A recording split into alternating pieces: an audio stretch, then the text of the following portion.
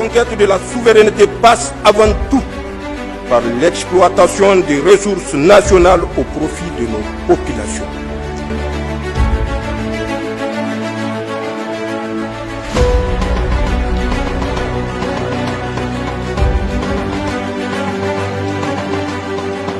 Le chef de mission de l'ambassade d'Italie au Niger a donné hier à Niamey une réception pour commémorer la journée de l'unité et des forces armées, une fête nationale italienne au cours de laquelle le chef de la diplomatie italienne au Niger et l'attaché militaire de l'ambassade ont évoqué l'excellence de la coopération militaro-civile entre l'Italie et le Niger. Hassimi Abdoulaye et Philippe Tchao.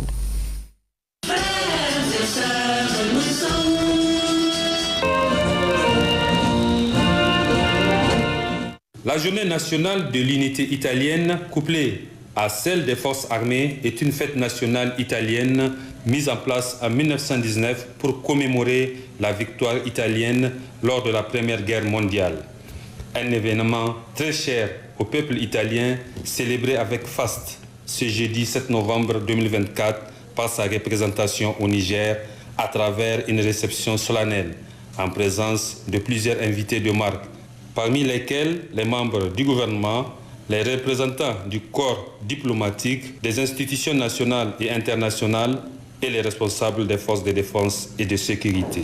Et comme c'est une fête militaro-civile, c'est d'abord l'attaché militaire de l'ambassade d'Italie au Niger qui devait rappeler l'importance de cette journée. Le 4 novembre célèbre l'engagement des femmes et des hommes en uniforme qui, par leur dévouement et leur courage, dans plusieurs occasions, et même au prix de leur vie, en silence, œuvrent avec humanité et passion pour garantir la sûreté de tous les citoyens. La décision de célébrer cette date à l'occasion de la journée de l'unité nationale souligne combien d'affectibles est le lien des forces armées avec les chemins du peuple italien, tout au long de son histoire et de son identité nationale et culturelle. Dans cette période de cruciaux bouleversements internationaux, les militaires italiens participent à de nombreuses missions soutenues par des valeurs et des idéaux que l'Italie partage courageusement avec les principaux alliés et pays partenaires. Pour sa part, le chef de mission de l'ambassade d'Italie au Niger s'est appesanti sur l'excellence des relations bilatérales italo-nigériennes.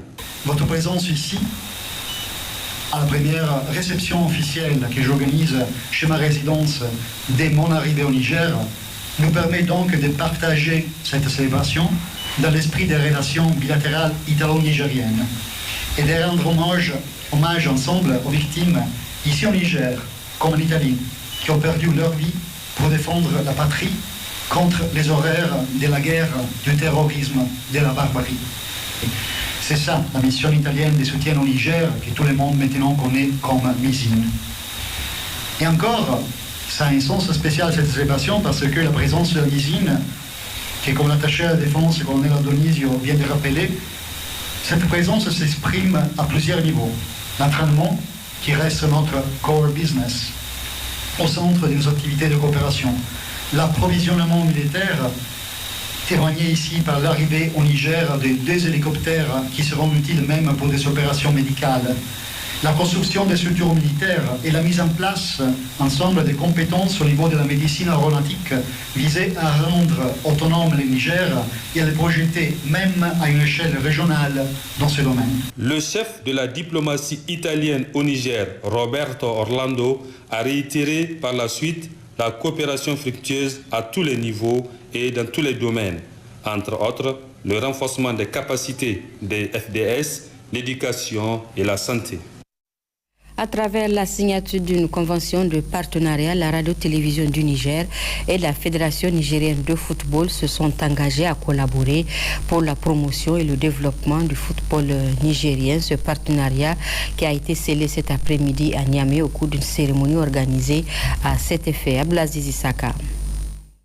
À travers cette poignée de main, le colonel-major Jibrillahi Mahamidou saisit la main du directeur général de la RTN, Abdoulaye Coulibaly. L'instant est historique. Il retrouve à nouveau la main qu'il a dû tenir pour parvenir à réaliser un vieux rêve de la FENIFOOT. signé un partenariat avec la radio-télévision du Niger pour la couverture médiatique des activités de la fédération et la retransmission en direct des matchs du championnat national de football, la Super League. Ça fait une décennie que nous attendons, que nous avons toujours négocié, toujours rêvé de pouvoir avoir ce partenariat, de pouvoir vivre, pour permettre aux Nigériens en tout cas de vivre en direct les matchs de la Super League du Niger, qui est la compétition d'élite de la Fédération nigérienne de football.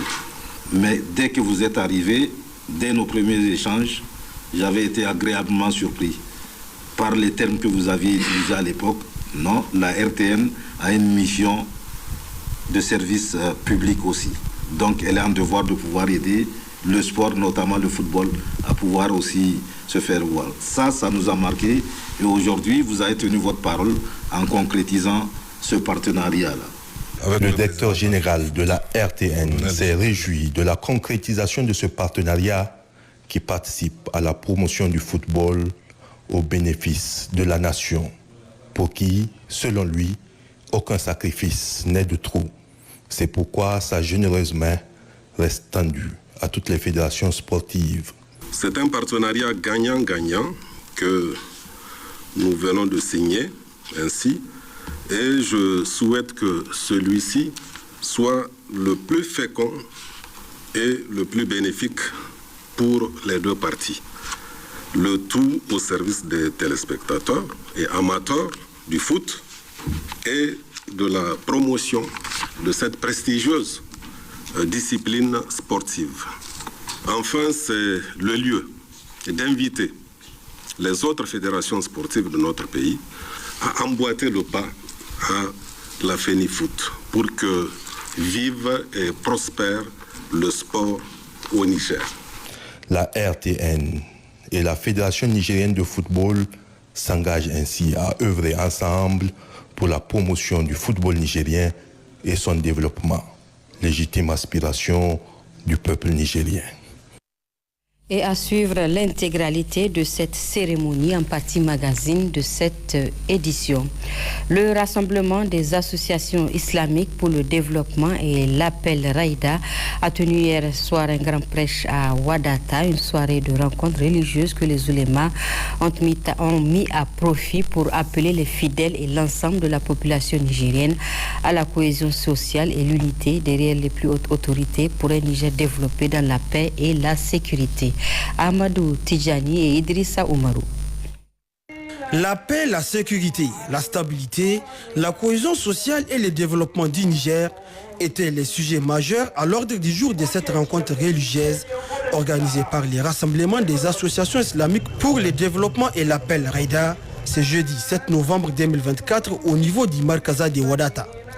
Devant les fidèles venus nombreux, dont des acteurs de la société civile, les oulémas se sont à succéder sur les podiums pour réitérer les messages d'union sacrée de tous les fils du Niger et leur soutien aux plus hautes autorités dans le combat que mènent ces dernières pour la refondation et la reconquête de la souveraineté du pays.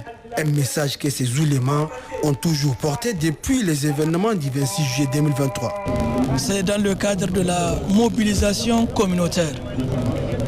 Après un an, nous avons eu l'impression comme si le peuple nigérien est en train de se démobiliser et avec trop d'assurance, comme si on n'a plus besoin de continuer la lutte à travers les prières, les kunouts et les invocations.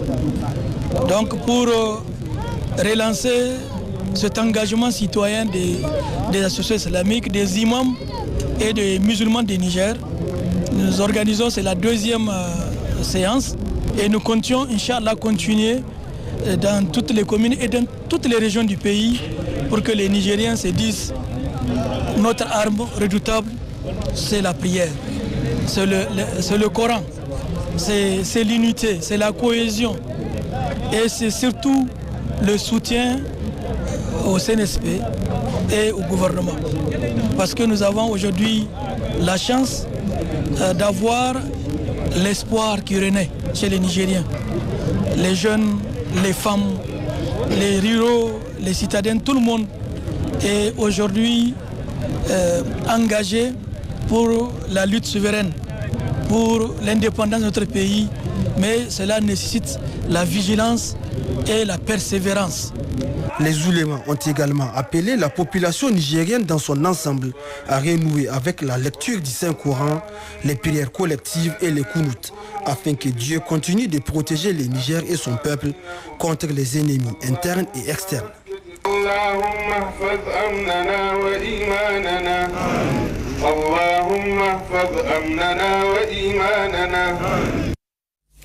Dans la région de Zender, et cela dans le cadre de la mise en œuvre des politiques du ministère de la Santé publique, de la population et des affaires sociales, notamment la protection de l'enfant, la direction a réalisé d'importantes activités en collaboration avec les acteurs étatiques, les ONG, les associations et l'UNICEF pour le bien-être des populations, notamment les femmes et les enfants. Le dossier est signé Kassou Moutari et Abdraman Mazou.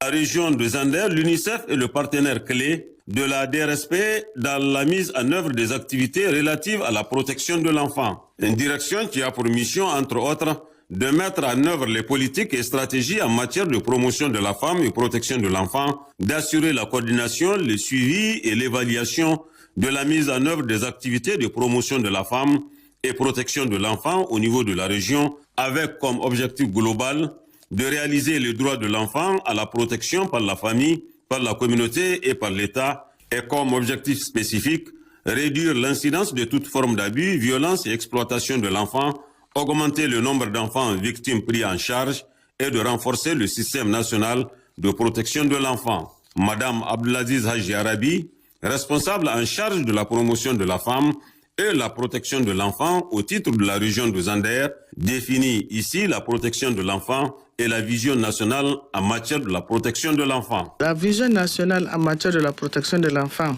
est de construire une société digne des enfants, convaincu que le bien-traitance des enfants est essentiel à leur équilibre et à leur développement, qui connaît et respecte les droits de l'enfant. Une société qui refuse les violences, les abus et l'exploitation à l'égard des enfants. Une société qui crée les conditions pour que les enfants s'épanouissent et développent leur potentiel et où les enfants en détresse trouveront un soutien. La protection de l'enfant, là, c'est un ensemble d'actions organisées, mises en œuvre par les acteurs étatiques et les acteurs qui sont non étatiques dans un espace. Maintenant, pour prévenir et répondre aux abus et exploitations à l'égard de l'enfant. Toujours dans le cadre de la protection de l'enfant, la direction a organisé plusieurs activités, et cela en tenant compte du document cadre qui a défini 3 axes stratégiques pour la protection de l'enfant. Nous avons l'axe de la prévention, nous avons l'axe de la prise en charge et nous avons l'axe du renforcement institutionnel.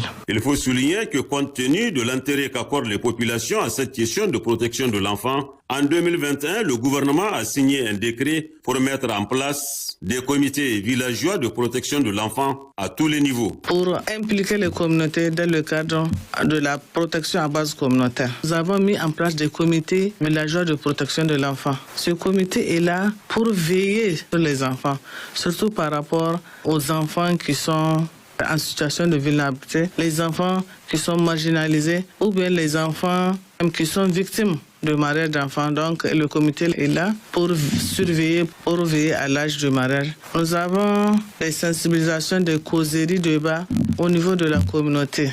Des causeries avec les jeunes filles de la communauté, des causeries avec les garçons, des causeries avec les parents, les adultes. Tout ça pour qu'ils comprennent c'est quoi la protection et comment faire et pour mettre l'enfant à l'abri. Donc il faudrait que les communautés comprennent que l'État seul ne peut pas assurer la protection de l'enfant. Parce que quand vous regardez, il n'y a même pas nos services de protection des communes ni au niveau des villages. C'est pourquoi donc nous composons avec les parents pour mettre en place les différents comités de protection de l'enfant. Aussi en 2019, il a été mis en œuvre l'initiative Spotlight. L'initiative Spotlight, donc c'est vraiment un programme de lutte contre les violences à l'égard des femmes.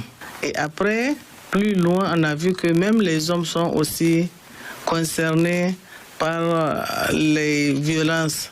Nous disons maintenant des VBG, violences basées sur le genre, et les résultats ont été concluants.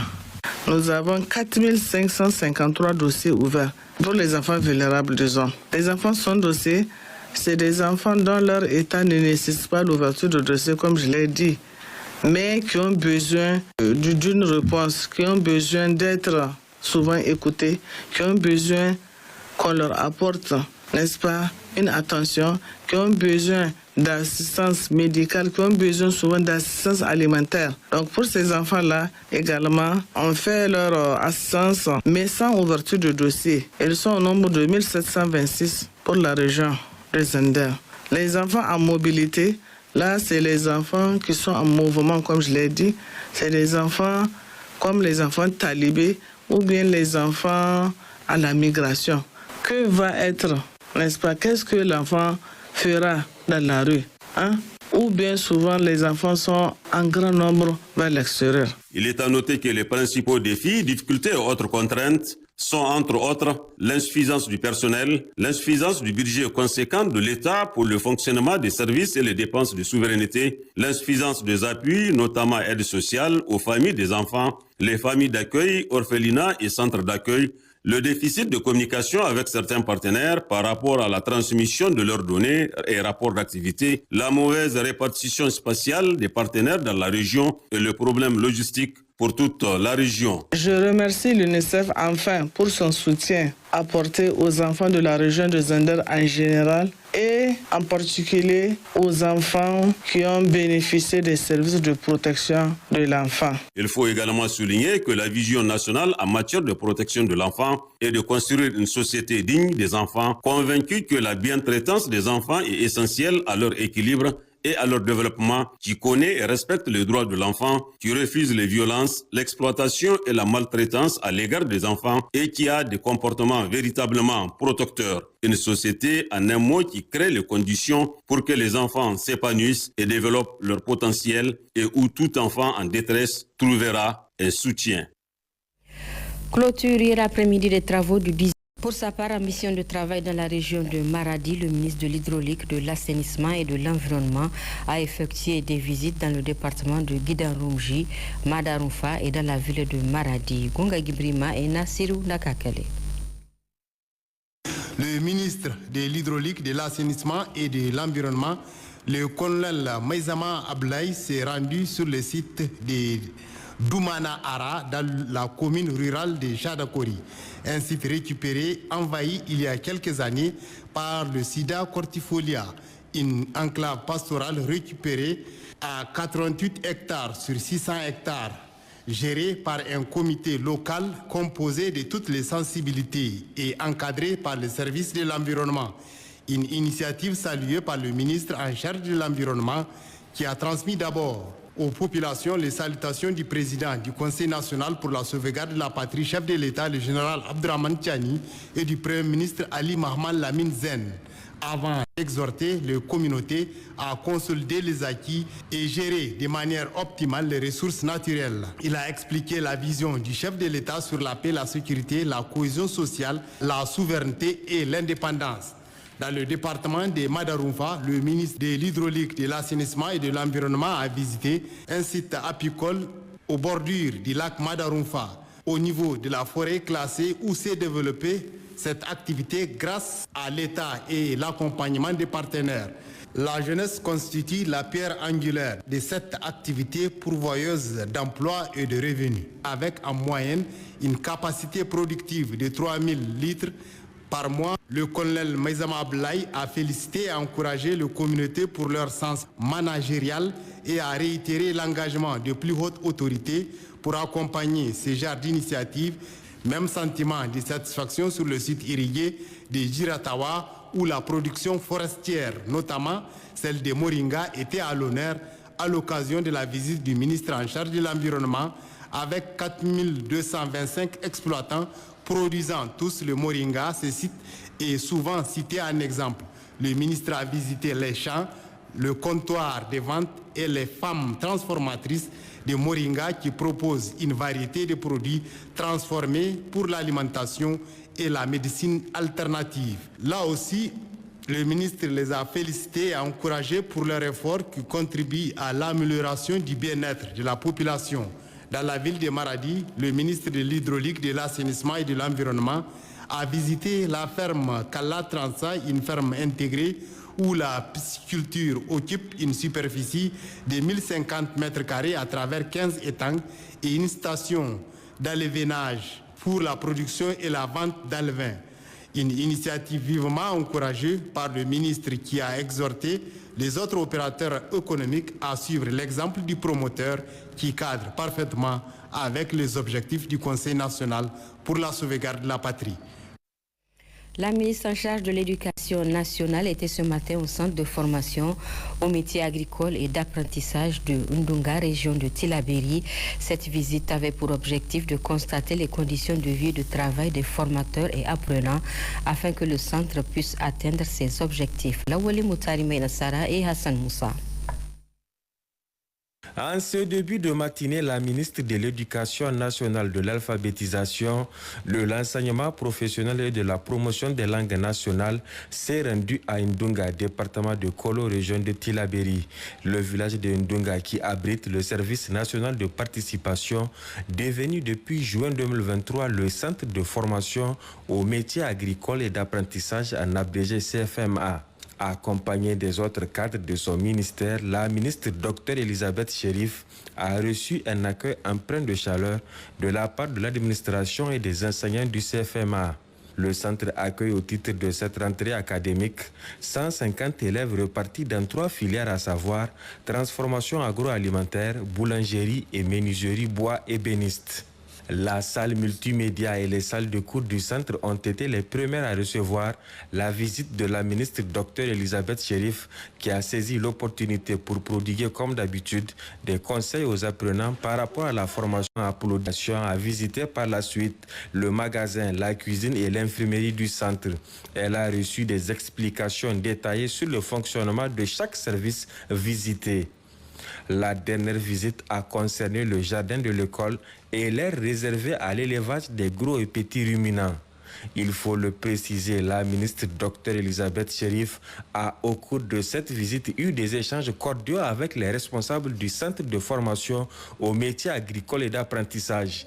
Les quelques doléances qu'elle a recensées seront très prochainement prises en compte afin de permettre au CFMA de bien former ses élèves et faire d'eux des véritables professionnels au service du développement socio-économique du pays. Le Fonds de solidarité pour la sauvegarde de la patrie continue d'être alimenté par les bonnes volontés. Ce matin, plusieurs contributions en nature et en espèces ont été réceptionnées par la présidente du comité de gestion du dit fonds, Naetoulaye Hassan et Amadou Bourema. Ce vendredi 8 novembre 2024, le Fonds de solidarité pour la sauvegarde de la patrie a tout d'abord remis un lot de fournitures scolaires au profit du ministère de l'Éducation nationale, de l'alphabétisation, de l'enseignement professionnel et de la promotion des langues nationales, reçu par la représentante de la ministre. Ce lot contient 4820 livres et manuels pédagogiques édition Beta et Afrique Livre, ainsi que des livres initiatives au dessin d'une valeur de plus de 14 millions de francs CFA. Au nom de Madame la ministre de l'Éducation nationale, de l'alphabétisation, de l'enseignement professionnel et de la promotion de langue nationale, Dr Elisabeth Chérif, empêchée à cette cérémonie de réception de 4820 livres, des boîtes de craie pour un montant global de 14 millions. Permettez-moi de remercier le CNSP et le Fonds de solidarité sous le leadership de Mme Braraki et ses collègues qui n'a ménagé aucun effort pour mobiliser les ressources et matériels pour le bonheur du peuple nigérien. Après, s'en est suivi la contribution de l'entreprise Ypren avec 2 kits de contrôle d'irrigation qui permet de bien contrôler son jardin à distance. Valeur 1 908 000 francs CFA. Aujourd'hui, on est FCCP pour contribuer avec 2 kits d'irrigation. 2 kits d'irrigation qui permettent en fait de contrôler l'irrigation à distance. Ces 2 kits ont une valeur de 1 908 000 francs. Ensuite, Sarout Moussa et ses amis, élèves du lycée Issa Korombe, la somme de 2 000 francs CFA. Sokna et ses camarades, 2 000 francs CFA également. Je suis venu donner notre contribution afin de construire le pays. Je lance un appel aux autres élèves de faire comme nous. Puis Chakouda Karim, 1000 francs CFA. Abdelaziz et ses amis, tous du lycée Issa Korombe, 1000 francs CFA également. Je suis venue pour la contribution au fonds de solidarité pour la sauvegarde de la patrie, pour construire notre pays. On remercie encore pour les fournitures qu'on nous a amenées. Je lance un appel pour que les autres fassent comme moi. Nous sommes les élèves du lycée Issa Korombe. Nous sommes venus donner notre contribution au fond de la solidarité. Je laisse un appel à les autres pour qu'ils puissent voir ce que nous faisons et puis ils viennent faire. Abdel Raouf, qui n'a pas manqué d'apporter sa contribution avec la somme de 2000 francs CFA. Fatih Abdoulaye, 2000 francs CFA aussi. Les groupements GAC, Séné et Tony Bonsé avec la somme de 5000 francs CFA chacun. La réception s'est poursuivie avec la contribution de Echet Diassibou Tchombiano avec la somme de 5000 francs CFA. 2000 francs CFA pour les établissements Baba Kimba. J'ai amené ma contribution pour le Fonds de la solidarité, pour les efforts qu'ils sont en train de faire pour la construction de notre pays. Et je lance un appel à tous les menuisiers informels et formels d'amener leur contribution pour la sauvegarde de la patrie. Un contributeur anonyme a aussi remis la somme de 1000 francs CFA. Kamei Gouné, enseignant à la retraite, a contribué à hauteur de 20 000 francs CFA. Autre contribution en nature, c'est celle du groupement islamique de Kohan dans le village de Yuri avec 18 mesures de niébé d'une valeur de 13 500 francs CFA. On a amené 18 mesures de niébé. C'est une contribution en nature. On espère que ça sera fait de bon usage et on sait qu'on a donné à des mains sûres. Donc les contributions peuvent être en nature comme elles peuvent être financières. Nous, voilà notre contribution. 18 mesures d'une valeur de 13 500. Les contributions des bonnes volontés se poursuivent toujours au siège du Fonds de solidarité pour la sauvegarde de la patrie. La conquête de la souveraineté passe avant tout par l'exploitation des ressources nationales au profit de nos populations.